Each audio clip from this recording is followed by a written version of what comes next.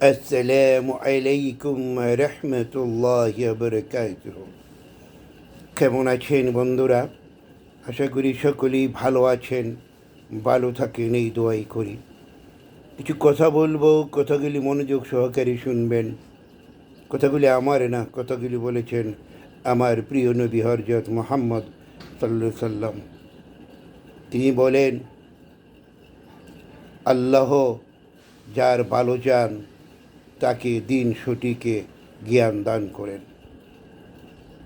আল্লাহ যার ভালো চান তাকে দিনের সঠিক জ্ঞান দান করেন। অর্থাৎ আল্লাহকে চেনা, আল্লাহকে জানা, রাসূলকে চেনা, রাসূলকে জানা, এই যে সঠিক রাস্তাটা আল্লাহ শিখিয়ে দেন।